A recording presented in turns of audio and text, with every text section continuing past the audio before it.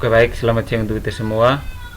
Perkenalkan nama lengkap saya Markus Lenenak, NPM 33180037, semester 4A.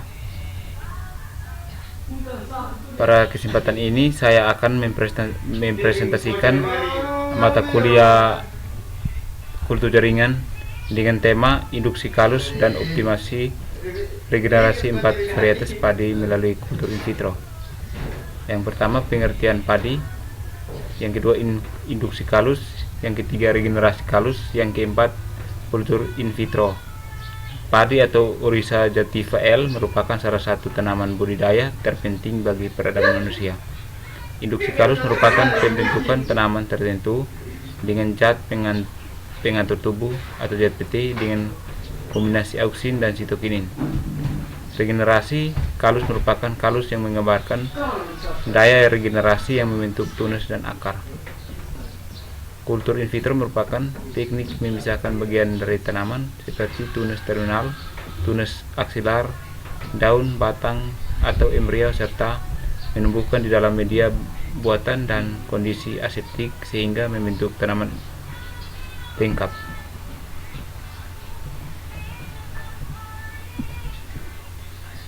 Nah, bahan dan metode. Bahan yang digunakan dalam penelitian ini padi subspesies indica atau Ciherang, Cisadane, dan IR64 atau indica.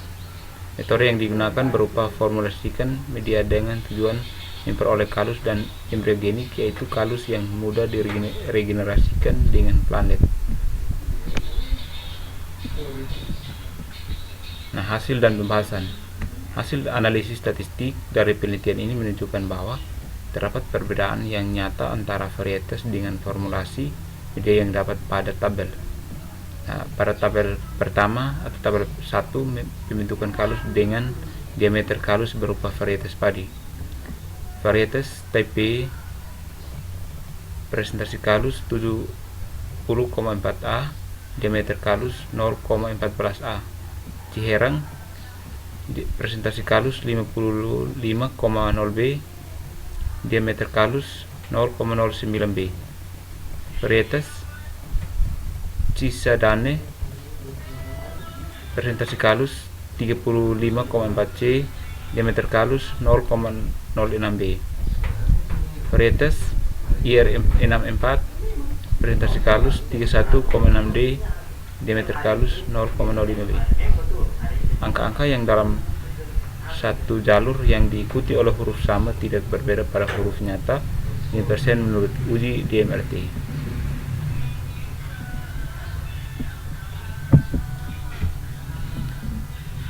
Jurnal yang kedua, regenerasi protokol secara in vitro dan aklimatisasi planet anggrek Cividium hartinahianum JB Chamber dan Nation. Yang perlu kita ketahui ialah pengertian aklimatisasi anggrek Cymbidium hartinahianum. Protokol regenerasi. Aklimatisasi merupakan proses pemindahan planet dari lingkungan yang terkontrol aseptik dan heterotrof ke lingkungan yang tak terkendali, baik suhu, cahaya, dan kelembapan, serta tanaman harus hidup dan kondisi autotrof.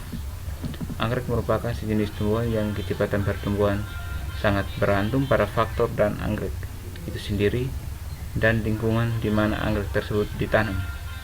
Cymbidium hartinahianum merupakan salah satu jenis tumbuhan anggrek yang endemik, hanya tumbuh di daerah tertentu, dalam hal ini Sumatera Utara, Indonesia.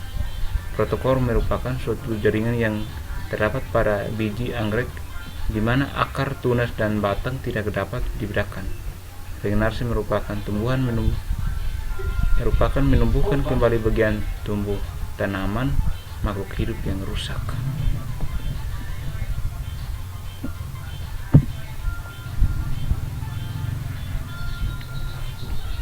Bahan yang digunakan dalam penelitian ini yang pertama, multiplikasi protokol C. hartinahianum menggunakan BA dan optimasi dan TJZ secara in vitro. Pada tahap pertama, konsentrasi BA terdiri dari 0, 0, 5, 10, 15, 20 mg per liter. Pada tahap kedua berupa protokorum secara berupa protokolum dengan 4 taraf konsentrasi DGZ 0, 0,1, 0,3, 0,5 mg per liter. Pada tahap pertama ini percobaan yang dilakukan ialah RAL atau rancangan acak lengkap. Hasil analisis statistik pada tahap kedua optimasi multiplikasi C Hartinianum adalah sebagai berikut. Persentase jumlah eksplon yang hidup atau daya hidup, jumlah PLB dan jumlah tunas C Hartinianum dengan dua perlakuan pada 6 BST.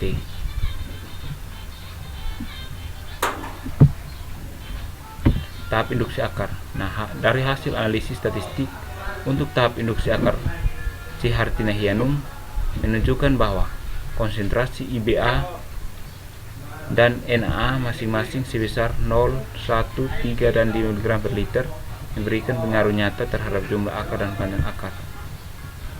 Tahap hardening dan aklimatisasi. Kondisi planet berdasarkan dapat dilihat pada ketiga tipe setelah 10 hari atau disungkup plastik secara rapat dan menunjukkan perbedaan terutama pada tipe hardening dan lain-lain. Dari penelitian kedua ini atau jurnal kedua, gambarnya seperti ini. Gambar pertama keragaman protokolum secara KCA ditambah NA 0,5 mg dengan variasi konsentrasi BA pada 6 BST.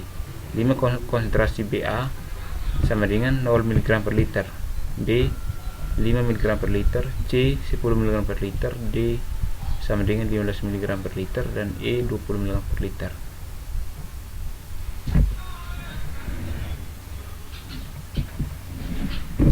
Gambar induksi akar C Hartinianum pada media KCA ditambah ZPT auksin hingga 6 BST menunjukkan tidak berbeda nyata atas ditambah IBA bawah ditambah NA 4 taraf konsentrasi IBA atau NA A sama dengan 0 mg per liter, B sama dengan 1 mg per liter, dan C 3 mg per liter, dan D 5 mg per liter. Inilah gambar dari tunas pertama sampai dengan tunas terakhir. Jurnal ketiga, multiplikasi tunas in vitro berdasarkan jenis eksplon pada 6 genotip tibu atau dalam bahasa Latin Saccharum officinarum L. Yang perlu kita ketahui ialah subkultur berulang, mikropropagasi, eksplon 1 tunas, eksplon 2 tunas, dan eksplon 3 tunas. Nah, subkultur berulang merupakan salah satu tahap yang dapat dilakukan dalam metode kultur jaringan secara berulang-ulang. Yang kedua ialah mikropropagasi. Mikropropagasi merupakan perbanyakan tanaman melalui bagian tanaman seperti jaringan atau sel yang ditumbuhkan secara aseptis dalam suatu tabung reaksi atau wadah lain. Eksplon 1 tunas merupakan satu bagian tunas dari tanaman tibu yang dapat dijadikan sumber perbanyakan dalam kultur jaringan yang dapat menghasilkan tunas lebih banyak dari jenis eksplon 2 dan 3. Nah, bahan dan metode yang digunakan dalam penelitian ini. Bahan berupa ada beberapa bahan penelitian yang digunakan, yaitu 6 genotip asal tibu yang digunakan PS 865 dan GMP 3 dari Kebun Percobaan Cibinong, Bogor.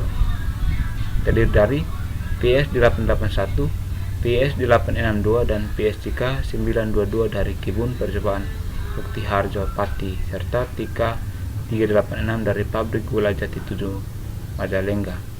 Artinya bahwa pada penelitian ketiga ini ada 2 bahan yang digunakan dan ada 2 tempat yang mereka melakukan percobaan, seperti